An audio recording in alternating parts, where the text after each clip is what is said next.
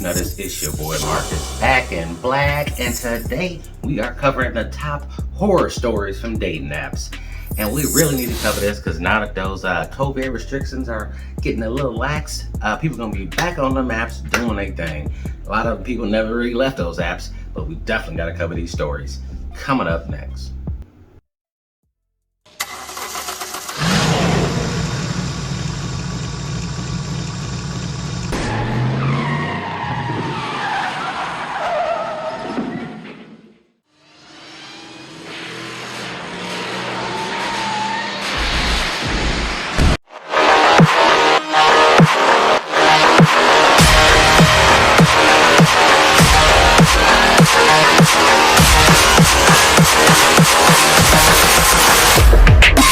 Before we even start, go ahead and like and subscribe and hit that little notification bell. Boom, bang, boom.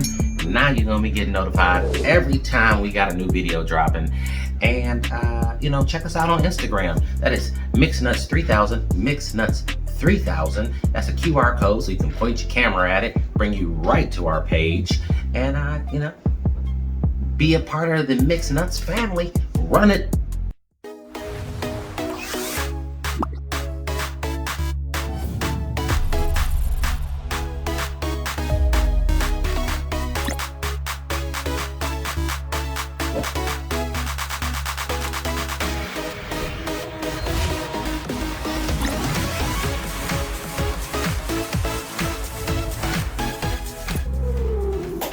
What's up, Mixed Nutters? It's your boy Marcus, back in the building, and today we're doing...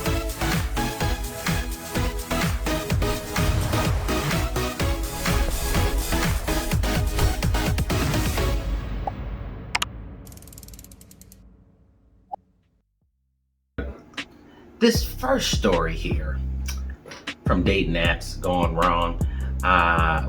You gotta check this out. I'm gonna show you a quick little video here, but this dude, ex-date, sends him 1,100 strangers looking for sex or drugs. Yeah, okay. I know people get a little angry about rejection, but this is just way over the top. Check out this clip. Approaching him for sex or drugs.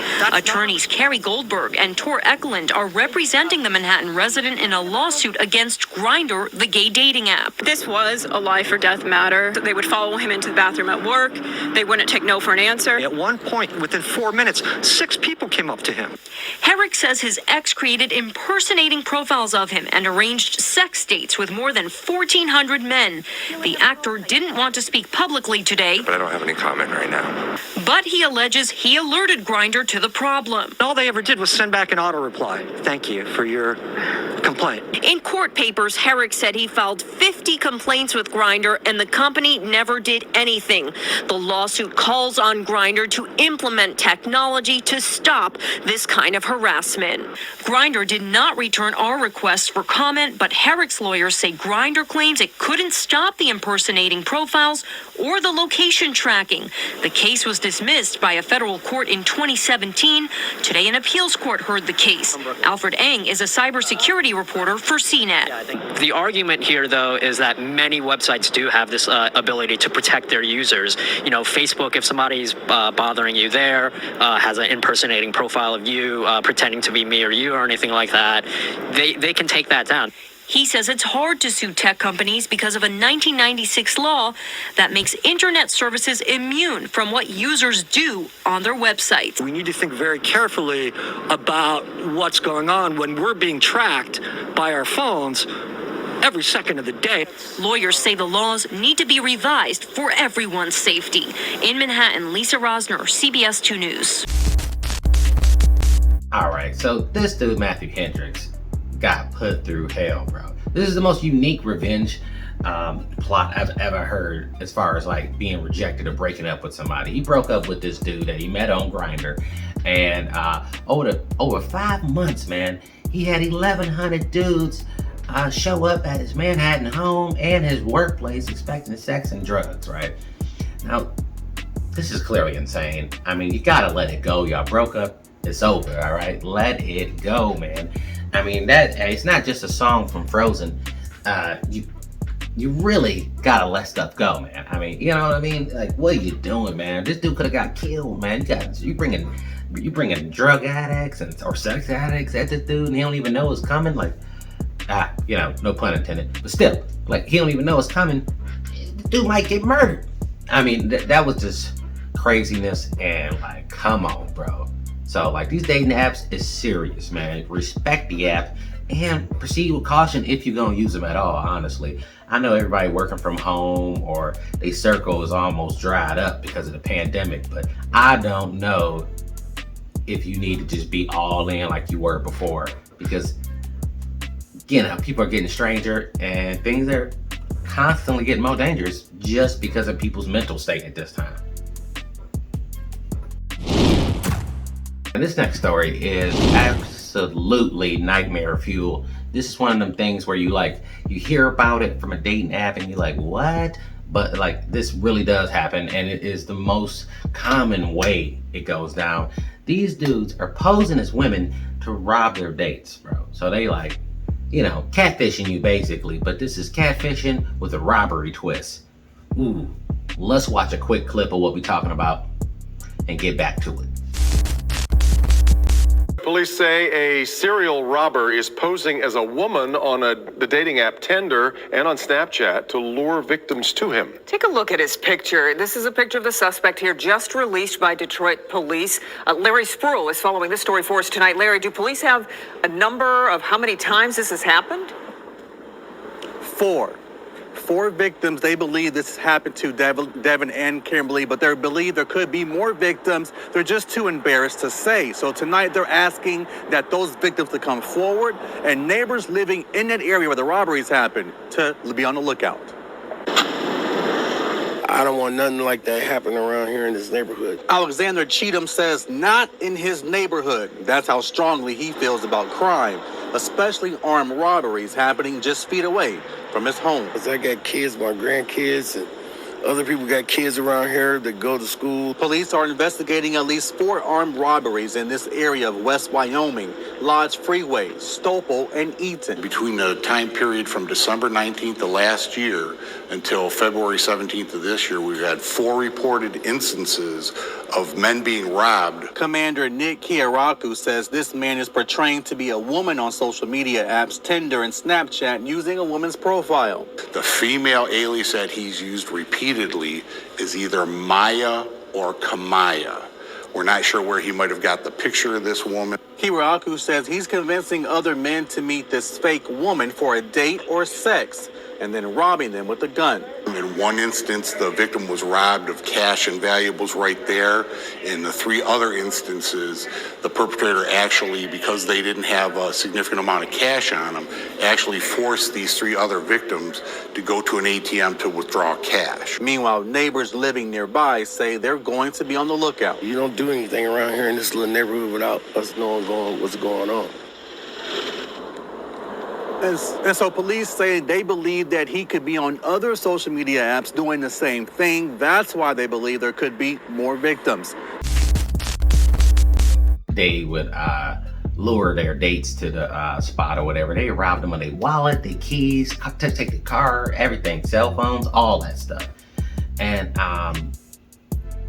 you can use dating apps, man, but don't be meeting people in private places. Go public if you do it, man. Especially, you don't know this person, man. You don't know what's going on. It could be set up city, man. And if you got a hot chick on one of these dating apps and you like an extra regular dude, and it just seemed like it don't make sense that she like you that much, that sounds like set up city right there. You have to go ahead and review that in your head and be like, this don't make sense. We better meet at Starbucks or something first. And even then, make sure ain't nobody following you. A lot of people think that only women have to be careful on dating apps. Everybody need to be careful on dating apps. Next question. In this last story here, this is extra nuts. Now this lady, she was attacked and hospitalized after breaking it off with this dude. Now this dude cannot take rejection at all. It is completely insane. I don't even have the ability to explain how much pain and suffering this dude caused. Let's check this clip out here. I'm gonna keep it short, but let's check it out. Experience of her life. In 2011, Wade Ridley, a man she met through Match.com, stabbed her 10 times with a butcher knife. When the knife broke, he stomped on her head. That's a very traumatic thing for anybody to have to go through.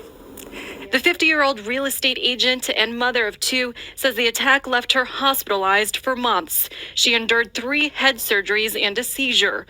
While she was in the hospital, Beckman says Ridley killed an Arizona woman he met on the same website. I struggled a lot thinking, why did she die and why did I live?